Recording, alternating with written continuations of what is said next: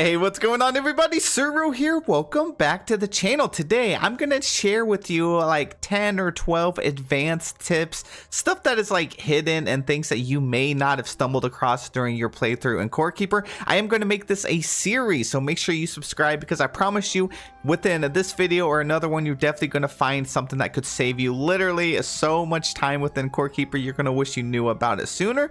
But this video is going to be some more advanced stuff, also some early stuff that you may just not have known, but I promise it's going to help you out. So hit that like button, subscribe to the channel. I'll be covering Core Keeper very exclusively for the long time here on the channel. I want to take you guys along with me on the journey. So let's jump in to tip number 1. Alright, so the first thing I want to teach you about is shields. Now, you may have noticed that there's some different shields in the game, and there is a handful you can get from bosses or just some other drops, and they go over here in your offhand slot. So we have the wooden shield here. This is something you can get very early on, but it does have to be in your offhand. It says like shield yourself and reduce any incoming damage by 70%. And that's also going to go for the other shields that also have some additional perks, but you can actually make it 100% by parrying. So this is one thing in the game they don't really teach you. So if the player is attacked within like 0.2 seconds after shielding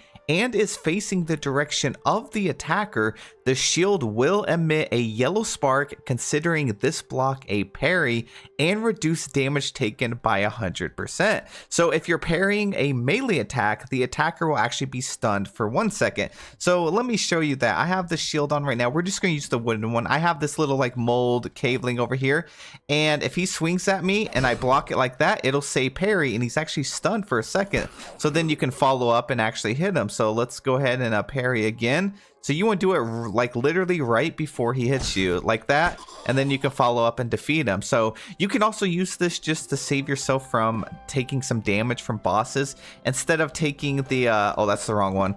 Instead of taking damage from the boss at like 75%, instead you can just parry. So let's fight Malugaz right here. Let's see, let him do a melee attack on me, hopefully.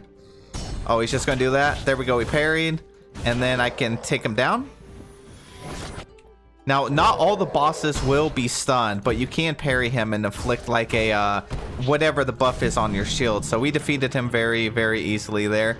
And that's just one thing I wanted to share with you. Go ahead and mess around with the various shields in the game, and let's move on to the next tip. Okay, so tip number 2. This is definitely going to help a lot of players, and especially PC players. So whenever you open up your inventory, right, and you want to delete stuff, instead of like dragging stuff over there and manually deleting it, you can go over here and just hover over the item itself. So we can hover over this and we can delete it. We can hover over these chests, delete it, instead of manually dragging and dropping it. So this is something that obviously your inventory in this game is constantly getting full, so it's definitely going to be something that's going to help you out a lot. And if you need help finding which button this is, just go down to settings, go down to gameplay settings. Go down to controls and then scroll down until you find this setting right here. It says trash selected item. So for controller, you'll have to assign it and put it on whatever button you want, but it should help you out. And if I don't play on Xbox or anything like that, so it may already be super easy over there, but it's definitely going to help you out on a PC. Now, the great thing about Core Keeper, and one of the major changes, before you had to actually line up all your workbenches like this. So before we had to have it like this to actually access each one individually, and then they switched it to where you can actually click on this tab over here and cycle through them. Well, now you can just take your highest tier workbench and have that be the only one. So as long as you've unlocked it, I can now access all the different workbenches from right here. And if you actually put it next to like a repair station or some chests and stuff, it's going to automatically pull the items out of those chests as long as they are adjacent. And it'll also pull the items like this repair bench right here, the salvaging station. It'll also pull the stuff out of the chest. So make sure you're putting like your workbench or your salvage station, or even things like this. I have the upgrade station right here. As long as you have it adjacent to chest and stuff, it's going to pull items from there. So it's going to make it a lot easier, because as you can see, I can craft a bunch of stuff right here. So I can get like the scarlet stuff. If I take my workbench and I move it and put it over here, not by a chest or anything, I can no longer have access to crafting those. So make sure you just have the one chest down now. You can get rid of the other ones. And we're just going to place it by some other chests and be able to craft stuff a lot easier. So while we're here, we're actually going to do the next tip. Let me go ahead and craft a scarlet hoe. You can use whatever hoe you want. And this is going to allow you to level your farming skill and stuff just faster, because you can actually use it to gather your crops a lot faster. So I can do that and harvest them all at once. So make sure you're paying attention, you don't get rid of your tiles or anything like that, but you can do it that way. I've seen a lot of early game players going over here and manually hitting it, and that just takes too long. So the hoe is definitely the way to go. And we could just do that and harvest literally all of my crops within seconds. So that's another little time saver tip for you. All right, so the next tip we're going to go over is the bucket. So if you go over here and grab a bucket, so you can actually use the bucket to bring different types of water around. So this water right here, I actually got in the zone that is right over here where you get like the solarite ore and stuff. So very, very advanced in the game. You can end up getting it. So it's over here in this blue zone.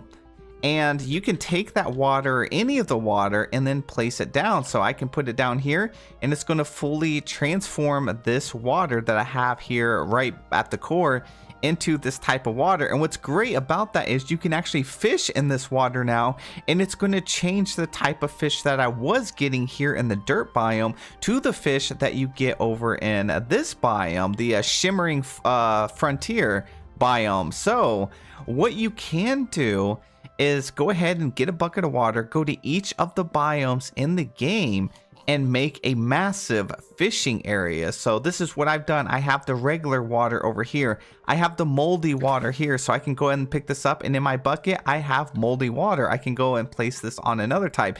Over here is like the acid water from the clay biomes, so you can make this as big or as small as you want, and then you can fish all the different types of fish in the game from their exclusive watering areas right here in the comfort of your base. So before, and how I actually had to set this up back in the day, was you had to manually dig trenches all the ground floor from each of the biomes. So if I wanted mold water, I had to dig it and have the water go all the way down. Now they have the bucket added to the game, and it's one of those things when you first get this game, you may say, oh, it's a bucket. You don't really think that way. That's why I wanted to include it in this video. That is going to help you out with so much, you know, saving time and being able to get different types of fish here. And also within these waters are exclusive types of loot. It's not just fishing or trying to get fish. So it's definitely something you want to have in your base so you don't have to keep teleporting around. Now, another tip I want to include, I get a lot of comments on my videos asking how my base is pretty lit up with no torches, and well, that is because I actually have these little light up floors underneath. So let me go ahead and pick those up.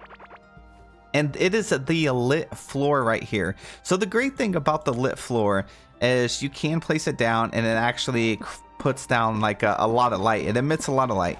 So then you can go and place any type of floor you want on top of it and have your base even brighter. So you could use these little stone tiles if you want, which I need to upgrade. This is my old base. And one thing that you can do is make these little paintable floors. And then here at like the copper workbench, you can get these paintable floors. It only requires one dirt block. And then you can go and manually paint the floor to whatever color you want it to be. So I painted these black and white, and it makes this area a lot brighter without having to use torches and stuff and just, you know, have torches all over your base. It doesn't look the best. So that's definitely something you can do. Even over here on the green floor, look how bright this is with just using the floor underneath. So if I were to do that, you can see I actually changed it to the lit floor, and I also painted it too, so it's white, and that makes it even brighter. So just keep messing around with the lit floor, paint the lit floor, or you can add on paintable floors on top of it and then another tile on top of that, and it's going to help you out a lot more. So let me go ahead and fill this in and move on to the next tip. Now, I don't know how useful this tip is actually going to be for you, but whenever the ground is on fire over here from Malugast, you can actually put out the fire with the watering can if you want. So I just have the large watering can right here, and I'm going to let him light the floor on fire real quick. So I'm just going to smack him a little bit.